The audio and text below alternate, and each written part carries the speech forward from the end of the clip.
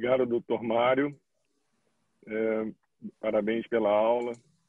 Agradeço muito a gentileza do senhor me convidar. Fico honrado com o convite, fico honrado em participar do Grupo OPT, a partir do momento em que entramos no ano passado aqui pelo Rio de Janeiro. Agradeço também o convite da Novartis para poder participar nesse módulo e vou tentar compartilhar aqui a minha aula. Pois bem, o tema que me cabe hoje é tentar falar sobre os anti-VEGFs na retinopatia diabética proliferativa. Há uma mudança um pouquinho no tratamento mais recentemente que a gente vem observando e a gente vai tentar comentar algumas coisas a respeito da nossa prática clínica. Esses são meus conflitos de interesse, no caso aqui em especial em relação à Novartis. A gente sabe que o diabetes mellitus é uma doença extremamente comum, com uma prevalência muito grande no mundo todo, em especial no Brasil. A nossa sociedade vem cada vez mais ganhando peso e a prevalência da doença hoje é em torno de 10% da população nacional, algo em torno de 20, 25 milhões de pessoas, e a gente sabe que esses números não param de crescer. Estima-se que por volta de 2045, o número de diabéticos no mundo seja em torno de 700 milhões de pessoas, e no Brasil a gente tenha 40 milhões de pessoas com diabetes, o que é um número extremamente alto, e as consequências disso são graves, como todos sabemos, em função das doenças que decorrem do diabetes mellitus. Os órgãos-alvos principais a gente sabe que são o rim e o olho, e o paciente com o olho afetado tem uma chance de ficar cego 25 vezes maior do que da população normal. Sendo assim, as consequências do diabetes para o indivíduo, elas são graves e elas podem acometer indivíduos ainda em idade economicamente ativa. O diabetes é responsável por algo em torno de 5% dos deficientes visuais em população economicamente ativa. É uma cegueira grave e muitas vezes irreversível, o que gera custos para toda a nossa sociedade, em especial ao sistema de seguridade social. Essa perda de visão que ocorre no paciente diabético, ela ocorre principalmente pelo edema macular, mas muitas vezes a gente tem também a forma grave da doença, a forma proliferativa da doença, que traz consequências também danosas para o olho, que a gente vai tentar abordar a seguir. Essas alterações oculares, elas todas decorrem, obviamente, da hiperglicemia. A hiperglicemia, uma vez iniciada, ela gera uma cascata de eventos que vão levar a alterações vasculares em função de uma cadeia inflamatória que foi uma cadeia pró-inflamatória iniciada, que termina também com alterações neuronais, às vezes até em nervos periféricos, como a gente bem sabe. Então, aqui nesse slide, a gente tenta falar um pouquinho dessa hiperglicemia, levando a essa cascata de alteração biomolecular, com liberação de VEGF, de fator de necrose tumoral, de interleucina 6 e outros marcadores, que por fim levam ao aumento de espessura da membrana basal e ao dano dos endotélios e dos pericitos.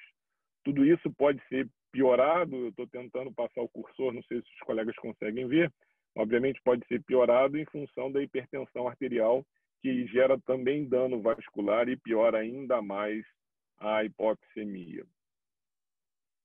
Aqui nesse slide, num momento um pouquinho maior, a gente tenta mostrar os danos do microvaso, a própria neovascularização ou a dilatação sacular, que vai formar o microaneurisma, a quebra de barreira hematocular, levando então às exudações e às hemorragias que a gente consegue observar na prática clínica no fundo do olho dos pacientes com diabetes. A retinopatia diabética é um quadro progressivo. Essas alterações que a gente olha no fundo do olho, elas variam de uma forma bem leve, no qual a gente vê apenas microaneurisma no fundo do olho, e caminha para formas gravíssimas, onde a gente evidencia neovasos, e esses neovasos podem levar a uma hemorragia vítrea, uma hemorragia pré-retiniana, cursando com uma piora significativa da visão dos pacientes. Então, a retinopatia diabética proliferativa é uma complicação relativamente comum do diabetes. É uma complicação isquêmica, diferente do edema de mácula, que se caracteriza por uma complicação exudativa. A retinopatia diabética é uma complicação isquêmica que leva à hemorragia vítrea e, eventualmente, ao descolamento tracional da retina, muitas das vezes necessitando de tratamento cirúrgico com vitrectomia, mas sem dúvida com o risco de perda irreversível da visão.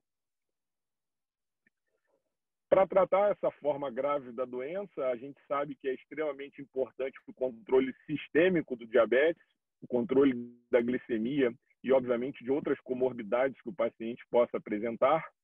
A gente sabe também, desde a década de 70, que o laser é extremamente eficaz, né? E, mais recentemente, a gente passou a lançar mão de corticoides e antiangiogênicos para intervir naquela cascata inflamatória que a gente falou anteriormente. Isso seria um novo paradigma, né? Uma mudança, uma revolução no tratamento da doença. O laser, então, como eu disse anteriormente, vem desde a década de 70, desde o estudo DRS, no qual a gente observava uma diminuição de 50% do risco de cegueira nos pacientes. O laser era capaz de diminuir os níveis de VEGF e de outros fatores, uma vez que ocorria uma destruição daquelas células em sofrimento da retina. Mas, obviamente, isso era um laser muito agressivo e com consequências para o olho do paciente. E, ao longo do tempo, então, a gente tinha algumas tentativas de modificar o padrão de tratamento para tentar minimizar as complicações causadas por esses lasers iniciais um pouco mais agressivos, embora a gente saiba que os lasers de hoje sejam lasers um pouco mais amigáveis para o olho, vamos dizer assim. Tentando, então, modificar esse paradigma de tratamento, a gente pergunta se a panfotocoagulação segue sendo o gold standard no tratamento desses pacientes. Gold standard numa medida em que a fotocoagulação ela permite um tratamento duradouro, ela é um tratamento de custo relativamente baixo, um laser, uma vez instalado, ele pode ter uma durabilidade muito grande e pode atender muitos pacientes. A gente sabe que o Brasil tem uma realidade diferente em cada estado, em cada município, e a acessibilidade para o sistema de saúde é difícil, mas o laser ainda assim é mais acessível do que a possibilidade de injeções no Sistema Único de Saúde e, eventualmente, até mesmo no sistema privado. A gente conhece muito o laser, obviamente são 40, 50 anos de experiência, então a gente se sente bem seguro para tratar os pacientes com laser e as complicações são relativamente toleráveis. Na verdade, uma eventual nictalopia ou uma perda de campo visual é muito menos grave do que uma perda visual irreversível causada pelas formas mais graves. Então, eu antecipei e acabei falando aqui que uns efeitos contrários do laser seriam, então, uma perda de campo visual ou uma perda de visão noturna. A gente sabe que durante o tratamento o paciente pode ter dor ou desconforto e às vezes, a necessidade até de bloqueio ou de repetir o tratamento em diversas sessões. Normalmente, panfotocoagulação a gente faz em 3, 4 sessões, mas há pacientes em que há necessidade de se fazer um número de visitas muito maior. O laser também demora para fazer efeito, e nesse período em que ainda há regressão do neovaso, o paciente pode ter um sangramento, e a gente sabe também que há uma piora do edema macular diabético no paciente tratado com laser, provavelmente por resposta inflamatória ao trauma causado pelo laser. Pois bem, então, à luz do que a gente conhecia e do que a gente conhece hoje, quais são as terapias disponíveis para tratamento da retinopatia diabética nas suas formas mais graves? Quando a gente olha o timeline da fundoscopia, da retina propriamente dito, a gente vê que lá por volta da década de 70, então, a gente começa os primeiros estudos de tratamento com laser. Depois, na década de 80, a gente passa a ter o ETDRS, com os estudos maiores da eficácia do laser focal e panfotocoagulação.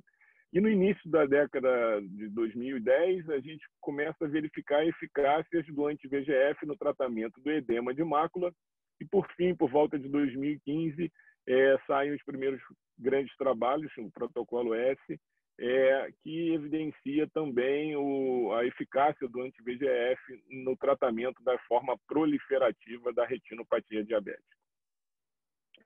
Essa ideia de tratar a retinopatia diabética proliferativa, ela não vem, obviamente, só do início do protocolo S. Existem trabalhos anteriores, como RISE and RISE, que por volta de 2010, quando analisavam o edema de mácula, já percebia que os pacientes tratados com anti-VEGF, com anti-VEGF, eles apresentavam um prognóstico melhor do que o grupo sham.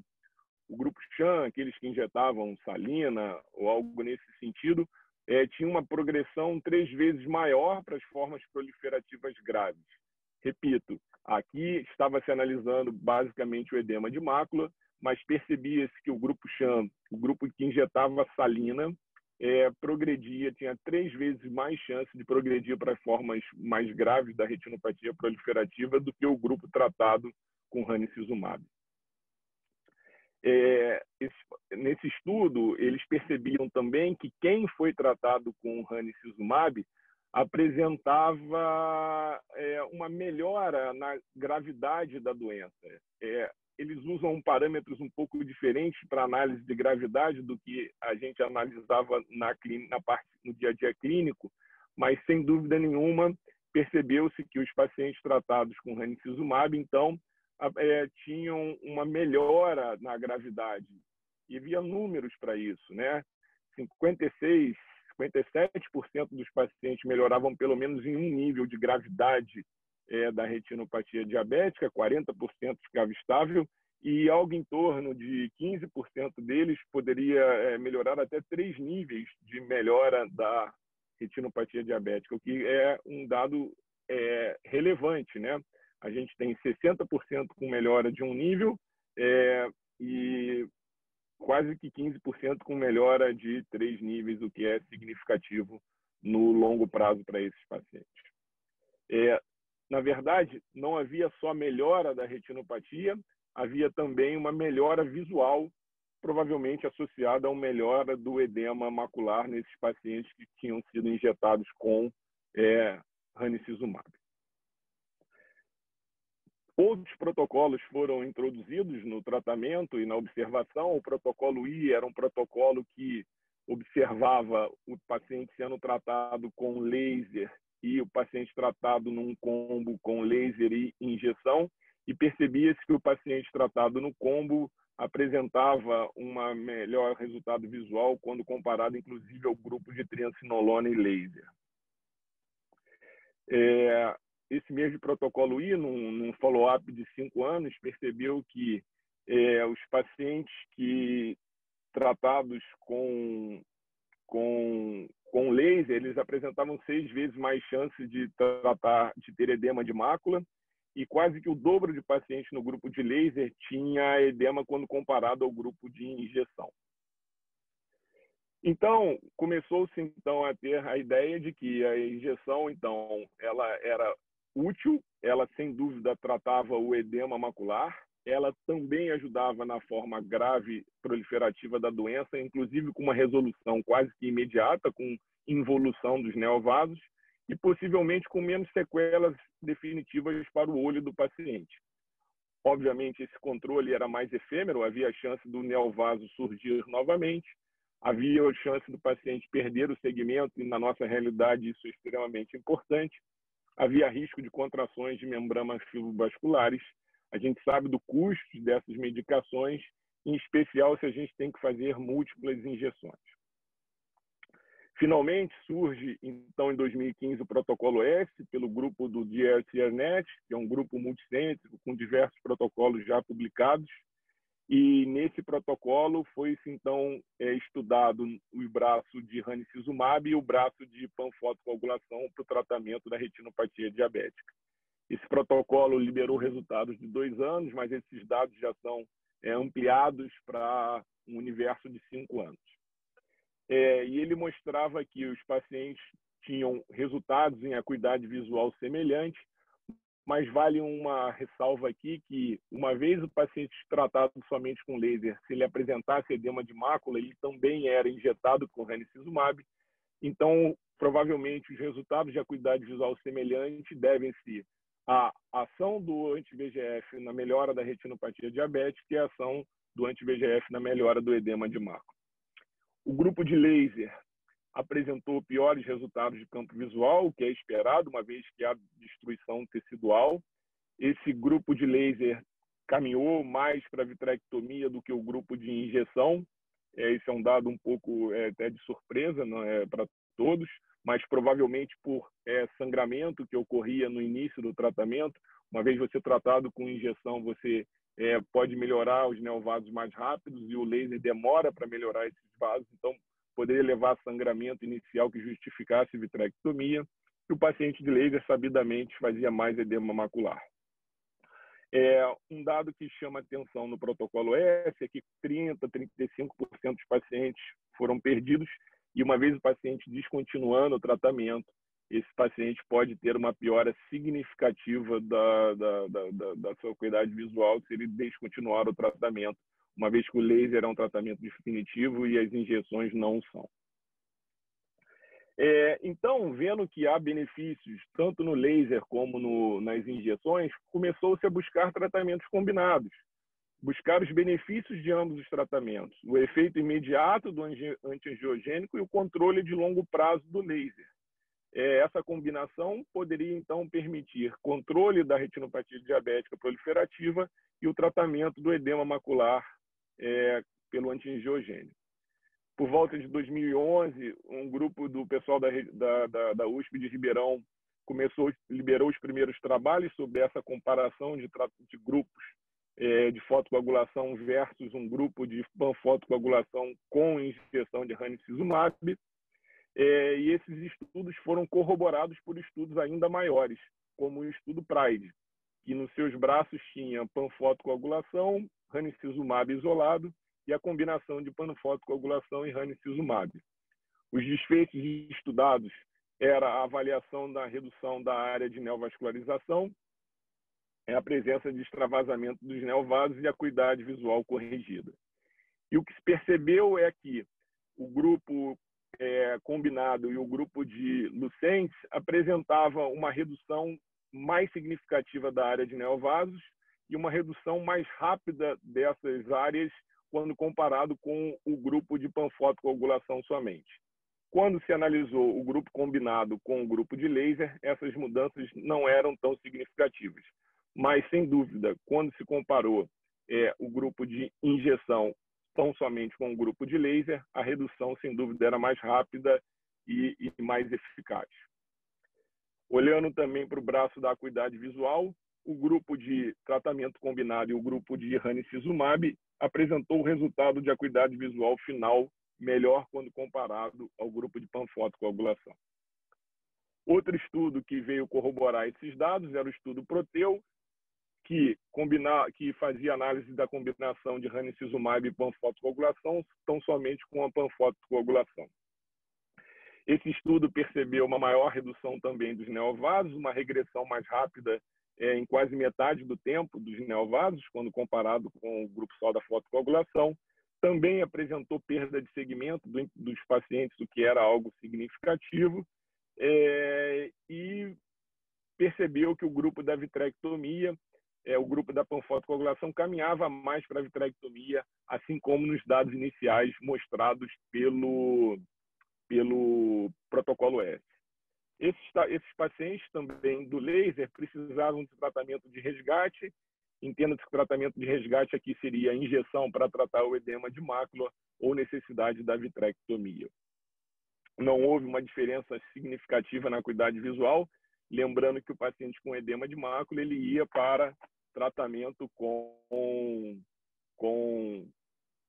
tratamento com injeção também. Outros estudos ainda publicados na literatura mostraram que as injeções diminuíam a necessidade de vitrectomia em pacientes tratados que tinham hemorragia vítrea, então diminuía a necessidade de vitrectomia, ou seja, reduzia a chance do paciente ter um dano cirúrgico ocasionado por uma cirurgia. Enfim, olhando os dois tratamentos, o que a gente percebe é que a panfotocoagulação ela tem seus riscos, como perda de campo visual e nictalopia. Ela pode gerar um edema na mácula, um edema de fóvea. Raramente pode levar a uma ruptura da membrana de Bruch, quando um laser é muito severo na periferia. Pode deixar o paciente com perda de acomodação, uma midríase fixa. Raramente uma infusão uveal ou, eventualmente, até um descolamento seroso da retina. O ranibizumab também tem seus efeitos colaterais, há risco de endoftalmite e de eventos sistêmicos, que a gente sabe que são raros. Pode deixar o paciente com floaters, com um aumento da pressão transitória, que pode ser grave em pacientes com dano glaucomatoso avançado. Ou, eventualmente, fazer um descolamento tracional da retina. Enfim, tentando abordar, então, o grande protocolo de prática que nos baliza para tratamento da retinopatia diabética proliferativa com as injeções, o protocolo S. O protocolo S veio demonstrar que os pacientes que são tratados somente com panfotocoagulação, muitas das vezes precisam voltar à mesa do laser, talvez mostrando uma ineficácia do primeiro tratamento com panfotocoagulação que não foi completo.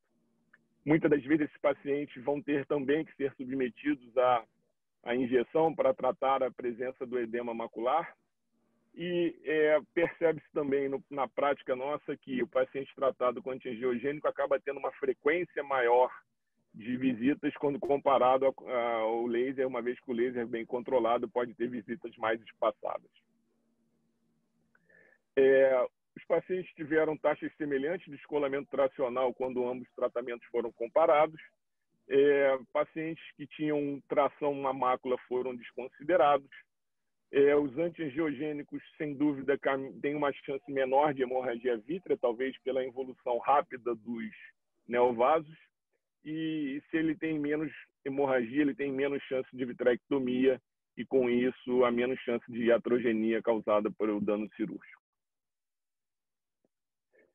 Mostrando agora alguns tratamentos práticos do ranibizumab, a gente percebe aqui um paciente num olho tratado com laser com queixa de dificuldade noturna e outro olho tratado com injeção, com involução dos neovasos e paciente com uma acuidade visual final boa. Esse caso não é meu, é do Dr. Pedro, e o paciente tendo uma melhora na qualidade de vida em função disso. Aqui a evidência da involução dos neovasos em maior aumento, um olho tratado basicamente com injeção, outro olho mais tratado com fotocoagulação, tratamentos que podem ser adjuvantes sem dúvida nenhuma. Esse outro paciente tratado com injeção, com protocolo S, inicialmente 3 injeções seguidas e depois tratar e estender, reduzindo significativamente as áreas de vazamento, de extravasamento do corante, quando acompanhado no longo prazo. Aqui uma imagem minha mesmo, paciente com hemorragia vítrea, edema de mácula, que eu acompanhei em 2017, 18 e 19, com regressão importante dos neovasos e melhora significativa do edema, tratado somente com injeção nesse olho. No outro olho, eu iniciei com injeção em 2017 e 18, acabei optando por fazer um tratamento adjuvante com laser.